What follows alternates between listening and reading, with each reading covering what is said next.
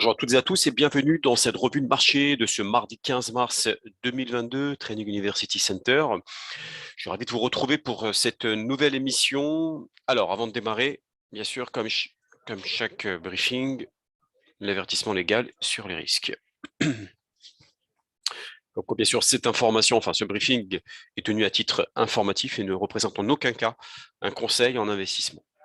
Alors, en Europe, ce matin, on poursuit un peu la chute malgré un regain d'optimisme sur les négociations entre l'Ukraine et la Russie. Pour autant, la fin de semaine dernière, notamment vendredi, on a clôturé la semaine dans le rouge, encore une fois, notamment à Wall Street, tiré vers le bas, notamment par les valeurs de croissance et du secteur technologique, dans un contexte toujours plombé, je dirais, par le conflit en Ukraine, même si la tension maintenant des investisseurs se tourne particulièrement vers la réunion de la Réserve fédérale américaine cette semaine, donc demain, qui aura lieu demain soir, donc très gros catalyseur de la semaine, puisque la Fed devrait relever d'un quart de point ses taux de fonds fédéraux, en tout cas sur le marché obligataire. Maintenant, le taux des emprunts d'État américains à 2 ans est monté un peu plus de 1,15% pour la première fois depuis 30 mois, et la courbe des taux s'aplatit de plus en plus, ce qui signifie que les taux à court terme se rapprochent de plus en plus de ceux à long terme, signe que le marché est un petit peu, voilà, se prépare simplement à un cycle de relèvement des taux par la Fed, mais d'un autre côté, on n'est pas convaincu par la vigueur de la croissance à long terme, conséquence qui dit peu de croissance et derrière avec une inflation élevée. Donc ça veut dire tout simplement qu'on est dans une phase de stagflation et ce n'est vraiment pas bon pour l'environnement et la conjoncture économique. Maintenant, reste à savoir quels seront les propos de Jérôme Powell, donc le président de la Fed, demain. Espérons qu'il réussira à insuffler, je dirais, un bol d'air sur les marchés, surtout pour les indices américains, afin qu'on puisse reprendre un peu plus de hauteur. Auquel cas, s'il crée un peu plus de tension, eh bien, ça pourrait risquer de compliquer un peu plus les investisseurs pour ce milieu de semaine. Bon, en tout cas, ce matin, comme je disais, certes, on profite d'un petit regain d'optimisme sur les négociations entre la Russie et l'Ukraine, ainsi que la baisse des prix du pétrole, notamment en Asie. Ça a démarré sur le marché asiatique. On a quand même perdu entre 20 à 30 dollars sur le Brent et le WTI. Néanmoins, on est quand même une hausse de plus de 40% depuis le début de l'année. On a une nouvelle session de négociation justement entre la Russie et l'Ukraine qui devrait débuter d'ailleurs en visioconférence. On constate que les deux camps ont évoqué des progrès ces derniers jours, malgré la poursuite bien sûr des combats. Il n'y a pas de désescalade pour le moment dans plusieurs régions d'Ukraine. Donc voyons voir si on a des avancées dans les pourparlers. Pareil, ça permettrait de nouveau de prolonger éventuellement, je l'espère, un rebond sur les marchés, sur le marché indiciel et de rassurer un peu plus les investisseurs et les marchés qui sont quand même assez nerveux depuis plusieurs semaines, depuis plusieurs séances. Pour le mesurer, vous avez effectivement le VIX qui reste toujours élevé, mais au-dessus de 30, ce qui montre quand même une certaine nervosité de la part des opérateurs de marché. Maintenant, cette semaine, ce qu'il faut savoir, c'est que on a commencé par ces semaines qui seraient animées par les banquiers centraux. Donc, comme je vous l'avais évoqué, on a la réunion de la Fed demain, de la Banque d'Angleterre et de la Banque du Japon. Donc là, pareil, ça sera une semaine sous le signe des banquiers centraux. Pas de surprise, comme je vous le disais. La fin d'une première hausse de taux est justifiée par le niveau historiquement élevé de l'inflation, un quart de point. Une inflation qui, je vous le rappelle, est actuellement à hauteur de 7,9%, soit un plus haut depuis plus de 40 ans, 1982. Le consensus prévoit une hausse limitée à un quart de point de l'objectif des taux de fédéraux de Fed Funds, mais les Fed Funds, certains, en tout cas, tablent quand même sur 6 autres relèvements d'ici la fin de l'année, malgré les craintes et les tensions sur le conflit en vigueur en Ukraine. On a quand même certains opérateurs qui estiment que la Fed va relever jusqu'à 6 fois les taux cette année, ce qui, pour ma part, ce qui me semble quand même très peu probable, vu le contexte actuel. Néanmoins, en tout cas, voilà l'importance un petit peu de la conférence de Jérôme Powell qui devrait derrière donner quand même un peu plus de visibilité sur le calendrier à venir. Donc effectivement, à mon avis, les opérateurs attendent de voir si effectivement on va voir déjà des tours de vis agressifs tout au long de l'année. Pour ma part, je ne pense pas, très honnêtement, ça ne ferait qu'aggraver la situation de mettre 4 voire 6 hausses de taux après. Encore une fois, hein, tout dépendra bien sûr de l'évolution de l'inflation, mais ne pas exclure déjà une première hausse de taux de 25 points de base, deuxième hausse de taux de 50 points de base. À partir de là, je pense que Jérôme Powell devra s'y laisser un peu de temps. Pareil, hein, concernant la réduction du bilan, bon, en ce temps, on a quand même des hypothèses, mais si les marchés finissent par perdre pied, je peux vous assurer que on n'aura pas de réduction de bilan. On aura un peu comme on l'a vécu il y a quelques temps de cela, un nouveau QE, c'est-à-dire un quantitative easing, un rachat, donc la fameuse planche à billets. Et donc, on aura de nouveau voilà, de rachats d'actifs de la part des banquiers centraux pour éviter le pire sur les marchés. Donc, très difficile, je dirais, pour l'instant, notamment pour les banquiers centraux, hein, d'établir des calendriers assez précis avec plusieurs plans concernant leur bilan ou les hausses de taux à venir, car je vois mal la Fed se montrer très agressive au vu du contexte économique qu'on a actuellement avec le conflit entre la Russie et l'Ukraine. Bon. Maintenant, en Europe, par contre, la Banque d'Angleterre, elle, devra augmenter une nouvelle fois jeudi. Donc après-demain, son taux directeur déjà relevé d'un quart de point en décembre comme en février. Donc là, pas de surprise en tout cas. Mais elle se montre un peu plus agressive que la Banque centrale européenne qui, elle, ne souhaite toujours pas relever ses taux. Elle l'a annoncé, hein, Christine Lagarde, pareil, elle se laisse un peu plus de temps, tout simplement, elle joue un peu la montre. Tout dépendra un peu de l'environnement, encore une fois, de la fin des combats. Si on trouve enfin une issue entre les combats, une désescalade qui dure mais depuis le 24 février, hein, potentiellement, s'il y a pas trop de dégâts, j'ai envie de dire, en zone euro, une hausse de taux est toujours possible.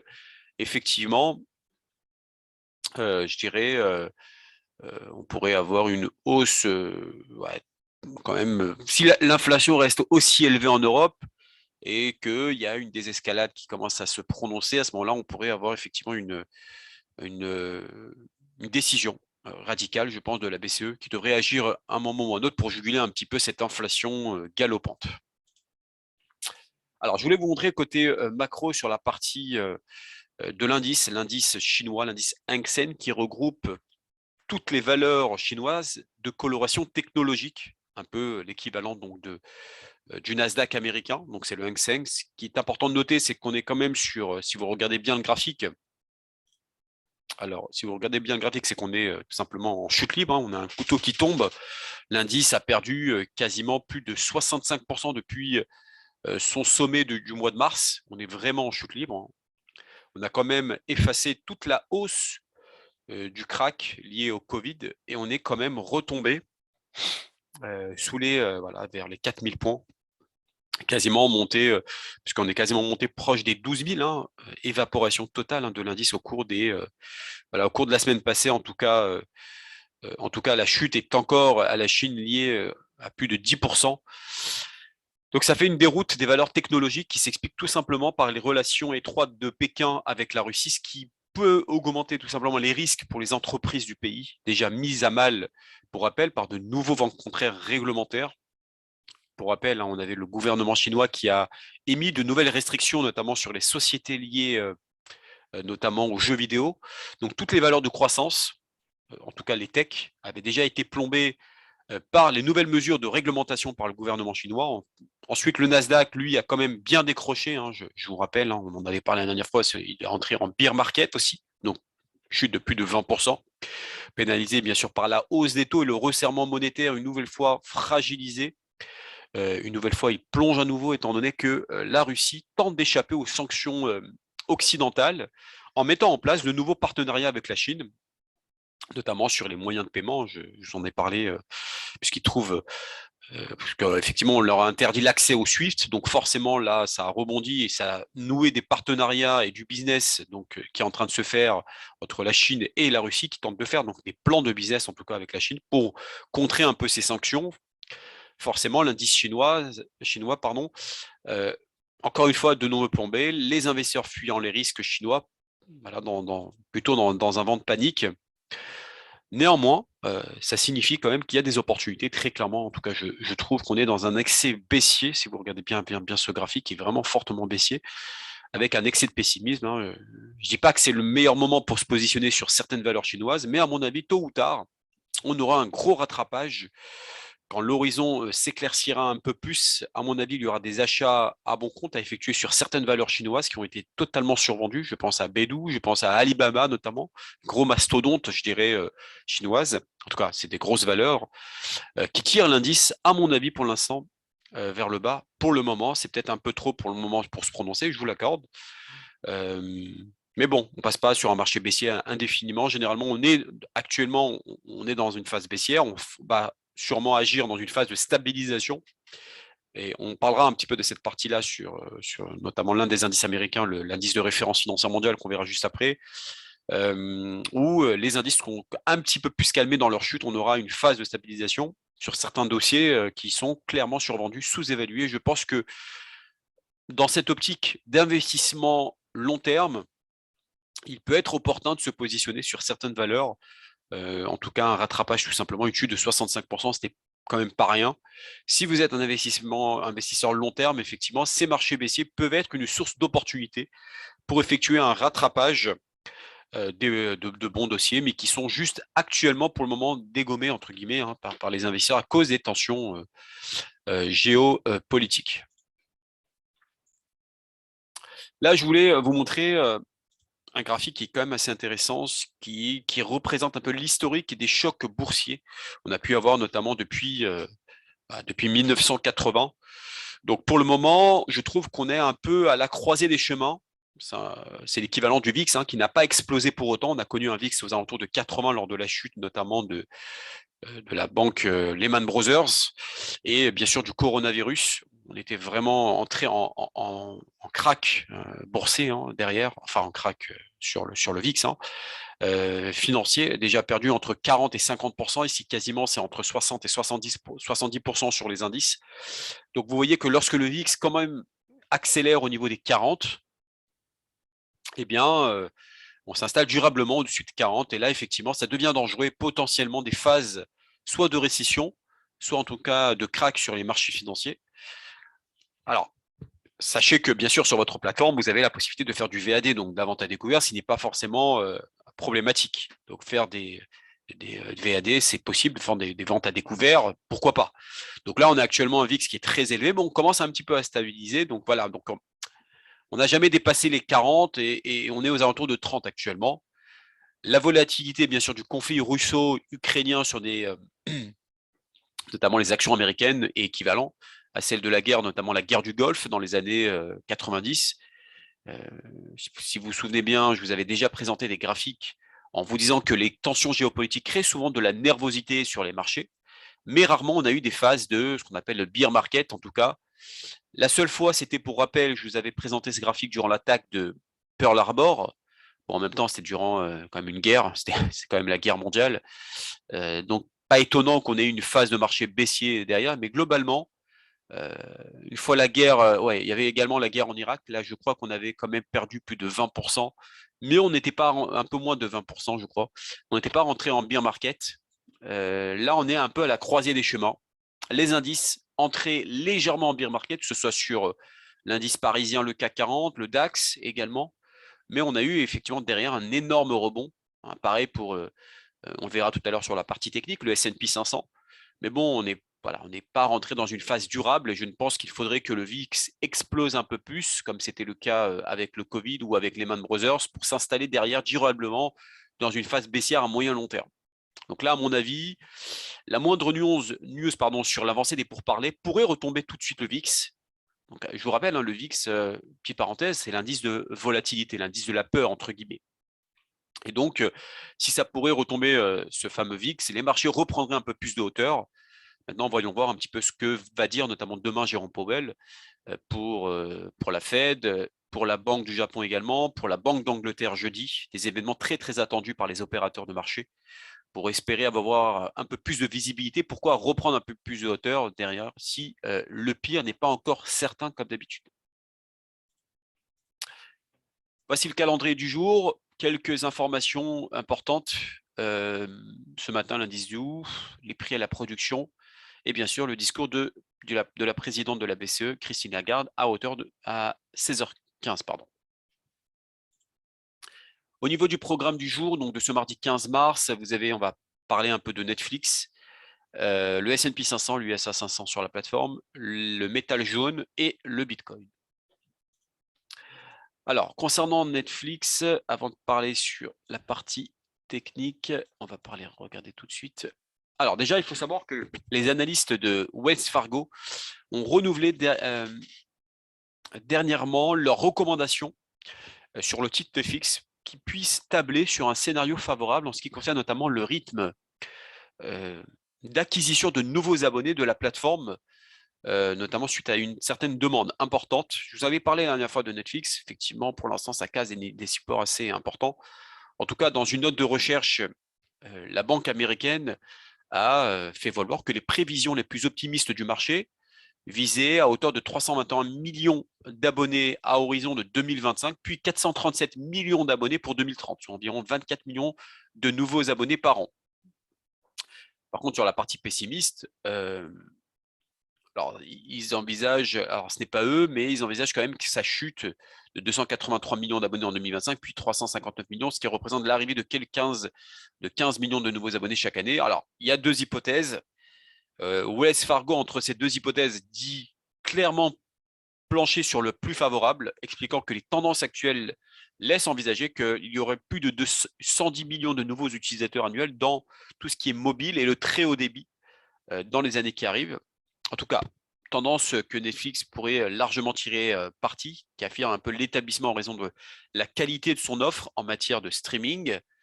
Il faut savoir que c'est la meilleure du marché à l'heure actuelle, en tout cas selon Wells Fargo. Au niveau technique, alors je vous ai tracé effectivement ce qu'on appelle le retracement de Fibonacci, qui trace automatiquement les zones de support et de résistance avec des niveaux clés à 78,60%. Donc, je vais vous le retracer tout de suite. Donc, je le repars de gauche. Donc, je prends le point le plus bas. Alors, attendez, je vais retirer ce point. Donc là, je prends le point le plus bas, je le remonte au point le plus haut. Effectivement, actuellement, le graphique est en train de bloquer sur les 331, 78,60%. Alors là, c'est une zone extrêmement intéressante sur cette action. En gérant correctement votre money management, donc votre gestion du risque, il y a de quoi faire sur cette action. Il y a de quoi faire dans le sens où vous avez la possibilité donc de repartir au-dessus. Alors tout en sachant que le pré-market de cet après-midi est à 333, bon, soit 2 $ par rapport à la clôture d'hier. Je reste quand même très optimiste sur cette action. Une accumulation de bougies rouges, hein, vous voyez que c'est quand même un couteau qui tombe. C'est toutes les valeurs de croissance hein, qui ont considérablement été chahutées ces derniers temps. Mais je pense que cette action a un énorme potentiel. On le voit sur les bougies mensuelles. Là, je peux remonter depuis 2018, hein, depuis décembre 2018, donc le plus bas 2018 au plus haut de novembre 2021. Et là, effectivement, on a un potentiel de rebond intéressant sur cette action. Donc, si vous mettez vos bornes de sécurité un petit peu au-dessous, aux alentours de 300, voire un petit peu en dessous, il y a un scénario intéressant de rebond technique sur cette action. Alors, bien évidemment, généralement, un opérateur de marché doit d'abord évaluer la fin de la bougie pour pouvoir prendre position. On est sur une bougie mensuelle, donc l'hebdomadaire ou le journalier pourra vous donner plus de visibilité. On va regarder cela ensemble. Alors, je vais essayer déjà de mettre cela sur d'abord de l'hebdomadaire. Hop, voilà, sur de l'hebdomadaire, on a ça. Donc on a ça. Bon, la semaine n'est pas terminée puisqu'il reste encore 3 jours et 9 heures. Si effectivement on bloque, alors regardez un peu le RSI aussi, hein. Le RSI est totalement survendu, vous voyez. Alors pour rappel, hein, ceux qui travaillent un peu avec le RSI, les zones de surachat et de survente, c'est en dessous, donc surachat c'est au-dessus de 70, en dessous de 30 c'est survente, et généralement lorsqu'on est en zone de survente, le marché a tendance à rebondir, et là effectivement on est bien en survente. Mais attention, on peut être en survente, rebondir temporairement, bon, quoique là, on était bien en survente et on est passé quasiment de 340 à 450. Hein, c'était entre la semaine du mois de janvier, du 24 janvier et du 7 février. Et là, effectivement, on est toujours en zone de survente, ce qui peut prononcer quand même un vent d'optimisme. En plus, la Tenkan Sen et la Kijun sont très éloignés du prix. Généralement, on ne se positionne pas à la baisse lorsqu'on est éloigné de la Tenkan.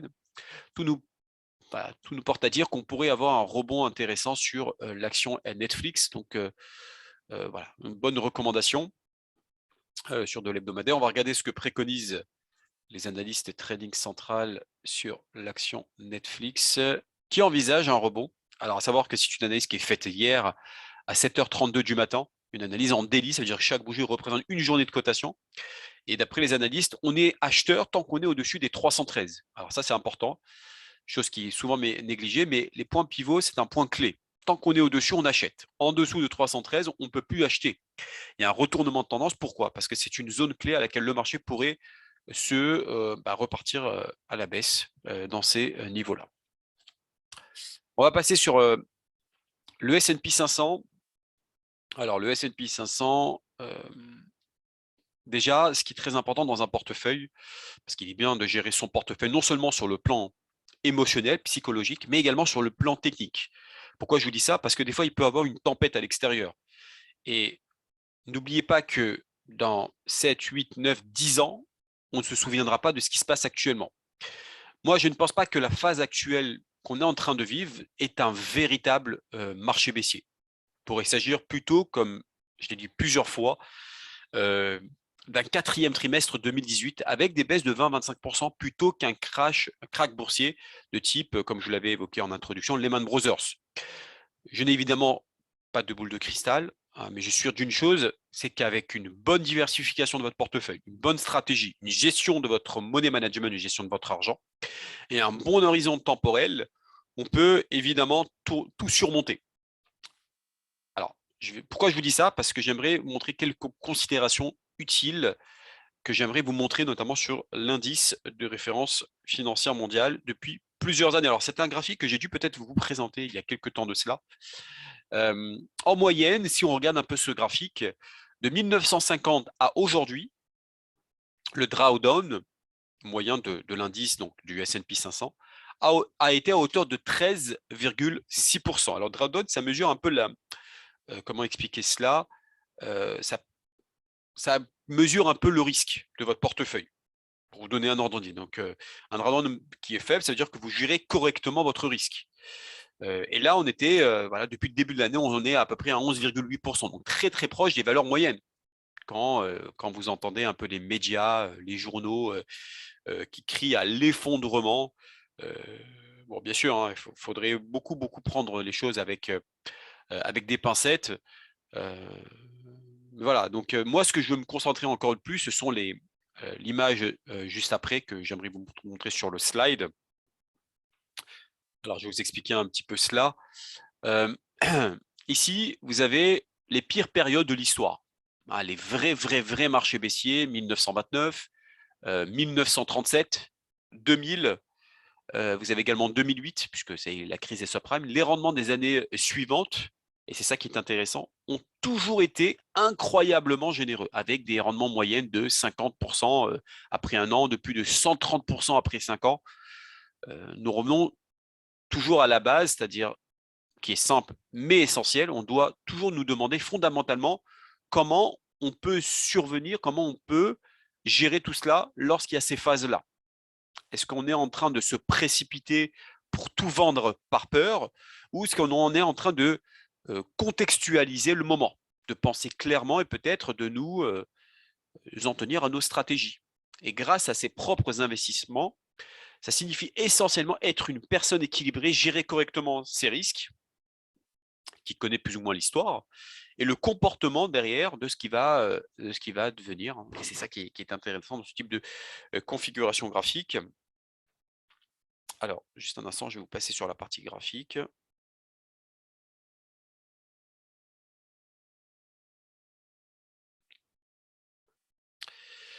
Alors, sur la partie graphique, je vais vous montrer cela tout de suite. S&P 500. Alors voilà, très intéressant. Là, on est sur un graphique mensuel. Graphique mensuel, on a eu une accélération depuis la crise de Covid.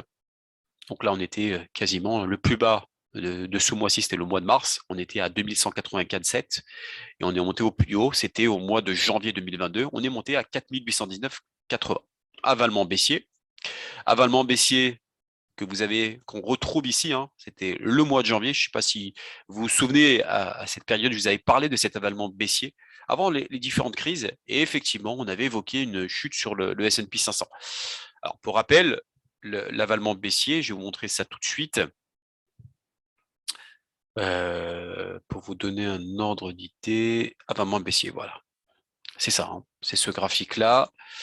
Donc, après une accumulation, donc là, vous voyez que là, on monte, la bougie verte est avalée par la grande bougie rouge, donc le corps complet mange complètement la bougie, et généralement, on a une dynamique baissière derrière. Mais attention, là, on est en train d'accumuler une troisième bougie rouge, donc ce qui veut dire que on peut avoir, je dirais, une troisième bougie rouge donc, qui est en train de se dessiner, mais qui reste encore 7 jours.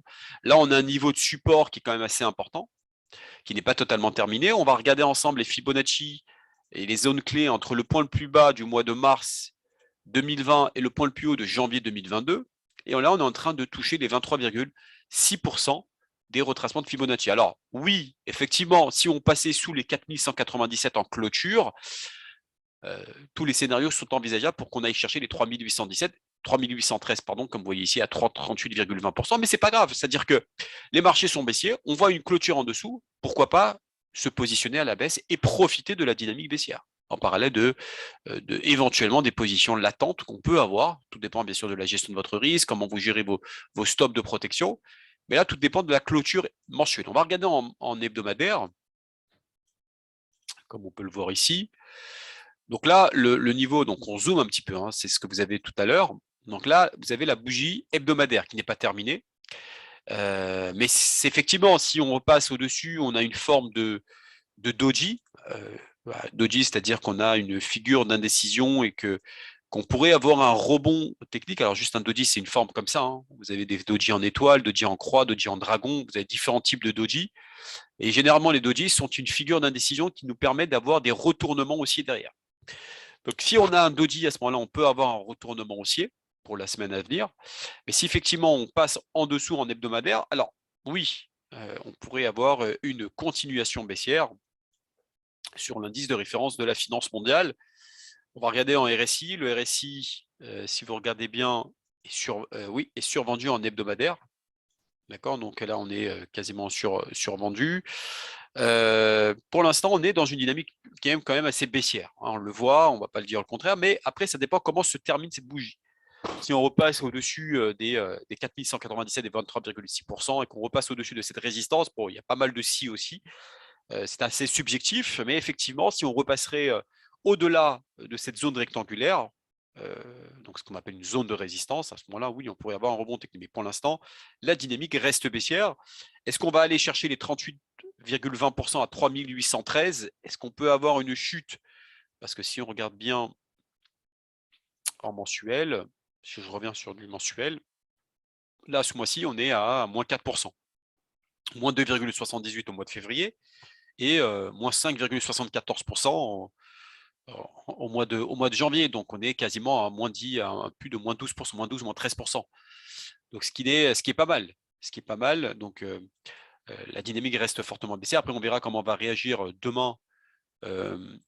Comment va réagir Jérôme Powell. On va regarder ensemble ce que préconise l'analyse traditionnelle. C'est une analyse qui a été faite donc vendredi à 17h27, qui reste quand même baissier à hauteur de 4100 et 3963, qui peuvent être des scénarios de rebond, les 4100 et 3963, puisque ce sont des zones de support, tant qu'on est en dessous des 4417. Donc pour l'instant, tous les vents, je dirais, tous les ingrédients sont réunis pour le moment rester baissier sur l'ensemble du marché indiciel américain.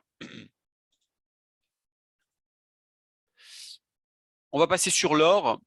Alors l'or, effectivement, a chuté fortement ces derniers jours. Alors attendez, je vais essayer de vous le tracer ça. Alors avant de parler sur la partie technique, bon, même si je trouve qu'on est dans une phase quand même plutôt baissière ces dernières séances, je pense que c'est trop tôt pour le dire que, bon, même si les 4 dernières séances, on va le regarder ensemble sur du journalier. Attendez, je vais essayer de voir même plus sur du court terme, un peu ce que nous donne l'analyse. On est dans une forte dynamique baissière pour le moment. Alors, les marchés sont baissiers. Les indicateurs, pour le moment, suggèrent qu'on pourrait avoir un plus grand effondrement qui pourrait survenir avant ou juste après la première hausse des taux d'intérêt demain, des taux américains de l'ère donc pandémique. Le pétrole derrière, je ne vais pas en parler aujourd'hui sur la partie technique, mais qui est l'un des indicateurs les plus clairs de la chaleur géopolitique du conflit donc, entre la Russie et l'Ukraine, a quand même perdu plus de 10% de sa valeur depuis ce vendredi. Le brut, notamment américain, le WTI, se situe en dessous du seuil clé des 100 dollars. On l'a vu ce matin. Après, notamment que le service russe Sputnik a déclaré que les deux parties pourraient faire la paix au plus tard en mois de mai. Le problème de Jérôme Pommel est que son travail a été rendu quand même beaucoup plus difficile, notamment par cette fameuse invasion de la Russie en Ukraine.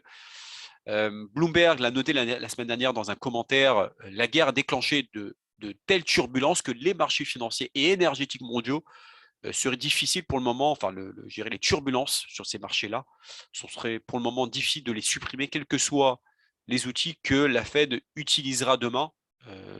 On verra comment va réagir, encore une fois, comment Jérôme Powell va évoquer les remarquables pouvoirs dans ses différents discours.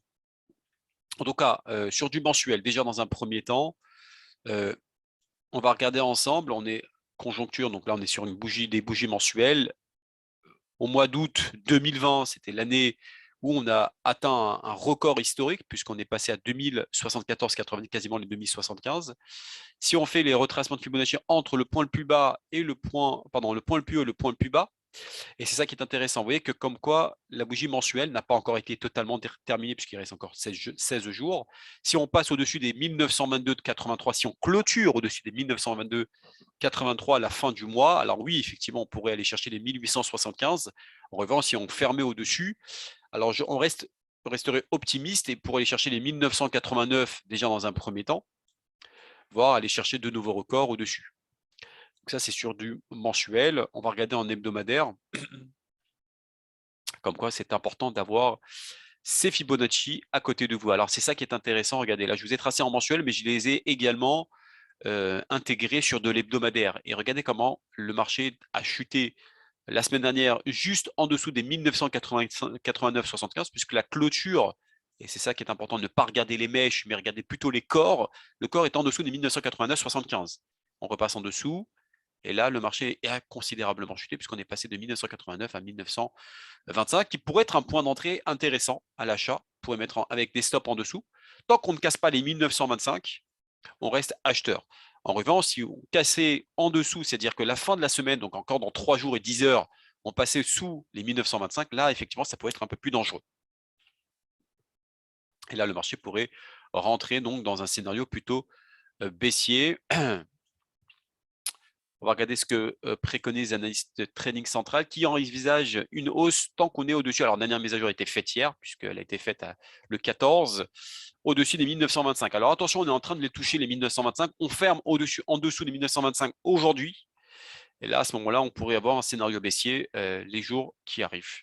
Donc, gérez correctement vos stops, mais les 1925 est un niveau clé.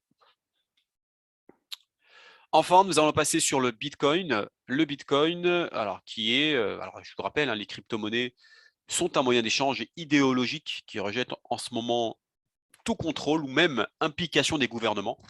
Il faut savoir que les crypto-monnaies rendent un petit peu le pouvoir d'évaluer les instruments d'échange aux individus qui les achètent, les revendent sur des marchés assez transparents avec des avantages technologiques qui augmentent de plus en plus tout ce qui est vitesse de transaction, amélioration de l'efficacité qui crée donc une trace voilà, pour la tenue des réglementations, des règles pardon, de communication qui ont quand même largement évolué, notamment les smartphones, les téléphones qu'on transporte assez régulièrement dans nos poches, sont quand même devenus des outils qui permettent de plus en plus de contacter et même voir des personnes dans le monde entier. Ce sont même des ordinateurs puissants qui peuvent maintenant remplacer des appareils photo, des calculatrices et même une foule d'informations qui est à notre portée de main à tout moment, même des commandes vocales. Et c'est ça qui est important et ça rentre dans ce cadre-là. Alors, il faut savoir que, bien sûr, si on compare un petit peu les devises, le dollar américain et la monnaie de réserve mondiale, En parlant du conflit actuel entre la Russie et l'Ukraine, il faut savoir que la Chine et la Russie, qui sont des pays idéologiquement opposés aux États-Unis, se sont complètement éloignés de la domination du dollar au cours notamment de ces dernières années. Petite parenthèse, la Chine est aujourd'hui le premier producteur mondial d'or et a acheté toute la production nationale d'or. Et la Russie, elle, qui est troisième producteur d'or au monde, a également augmenté ses réserves en achetant la production nationale. Maintenant, ce qu'il faut savoir, c'est que la Russie a préféré l'euro au dollar pour ses réserves de devises étrangères. On est rentré vraiment dans une sorte de mondialisme qui a bifurqué avec des alliés concurrents liés à la Chine et Russie ou aux États-Unis, Union européenne, qui n'est pas idéologiquement compatible avec la classe d'actifs, notamment des crypto-monnaies. C'est pour cette raison qu'aujourd'hui, le Bitcoin, on va parler sur la partie technique, l'Ether et même les autres, les fameux les altcoins, les plus de 18 000 crypto-monnaies actuellement disponibles, survivront, je pense, et probablement à moins que les gouvernements commencent à décider de les interdire complètement. Mais ce qui est pour le moment très très très peu probable. En tout cas, sur la partie technique, et c'est ça qui est intéressant, regardez un peu l'impact de la Kijun-sen. On a cassé la Tenkan-sen, c'était au mois de décembre 2021, et on est allé chercher la Kijun-sen qui était un niveau clé aux alentours des 36 300. Et là, il a fait rebond, on est parti chercher quasiment 46 000, quasiment 10 000 points de variation à la hausse. Là, le marché est en train de tester une nouvelle fois la Kijun-sen.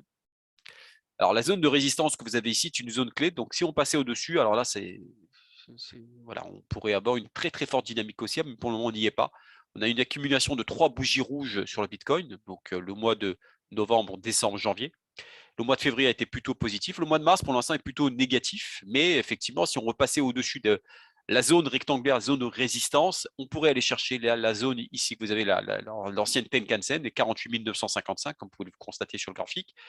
Et là, ça serait plutôt positif, mais il ne faut pas casser la Kijun. Vous voyez, il ne faut pas qu'il y ait une clôture sous la Kijun-sen, parce qu'à ce moment-là, on pourrait aller chercher la zone de support qui serait à peu près ici, entre les 29 200 et les 32 365. On va regarder sur de l'hebdomadaire.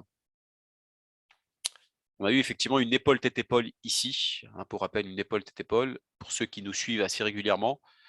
C'est une forme d'anatomie humaine qui généralement annonce plutôt une orientation baissière, comme vous pouvez le constater. Donc là, vous avez la première épaule, la tête, la deuxième épaule, pardon, pullback et continuation baissière. On a à peu près la même configuration que nous avons ici. On a eu une première épaule ici, une tête, une deuxième épaule, pullback.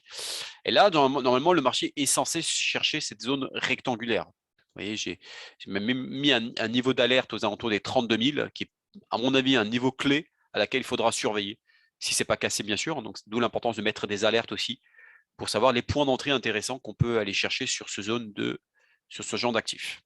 Donc là, vous avez en hebdomadaire.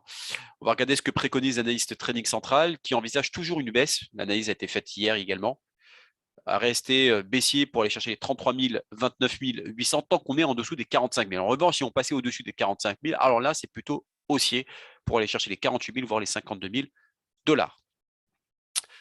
Voilà, bon, j'étais un petit peu long aujourd'hui parce que c'est important de rallier un petit peu la partie fondamentale avec la partie technique, d'être rassuré aussi sur la partie du marché indiciel. Il ne faut pas effectivement paniquer par rapport à vos portefeuilles. Voilà pour ce webinaire de ce mardi 15 mars. J'ai plus qu'à vous souhaiter une excellente journée et je vous dis à demain pour un nouveau briefing.